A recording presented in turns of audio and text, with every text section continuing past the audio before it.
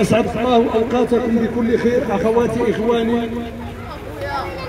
أولا وقبل كل شيء تحية إجلال وإكبار ووفاء وإخلاص وتجديد البيعة لصاحب الجلالة والمهابة ملك المملكة المغربية الشريفة سيدي محمد السادس أعزه الله بنصره ومتعه بالصحة والعافية وباقي أفراد الأسرة الملكية الشريفة والشعب المغربي العديد، إنه سميع مجيب.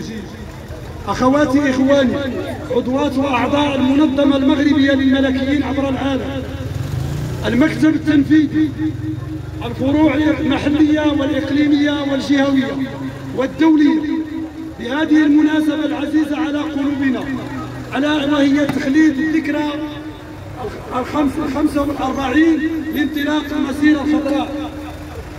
تحية لأرواح الشهداء متطوعي المسيرة، وأيضا نتمنى الصحة والعافية لباقي الأحياء منهم. تحية إجلال وإكبار ووفاء لروح مبدع المسيرة الخضراء جلالة المغفور له الحسن الثاني قدس الله روحه، باني السدود وحامي الحدود ومبدع المسيرة الخضراء.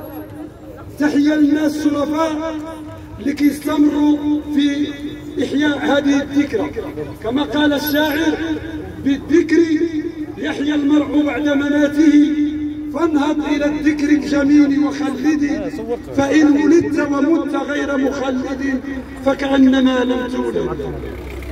ارتقينا في المنظمة المغربية للملكيين عبر العالم أن نحيي كل المناسبات الوطنية بالطريقة التقليدية، حفاظا على أمن واستقرار المملكة وتربية الناشئة أبا عن جد على المواطن. أخواتي إخواني، بهذه المناسبة لا يسعني إلا أن أتقدم بالشكر الجزيل، ونحن الآن في حالة طوارئ صحية، أن نتقدم بالشكر إلى السلطات الإقليمية، السيد عامل الإقليم مكناس ولا السيد باشا مدينة ويسلان، وأيضا نتقدم بالشكر إلى الأمن الوطني والدرك الملكي والقوات المساعدة وإلى كافة شرائح المجتمع المدني والسياسي لمساهمة في إنجاح هذه المسيرة لربط الماضي بالحاضر وتعطير أبنائنا على الحفاظ على الموروث الثقافي والديني واللغوي.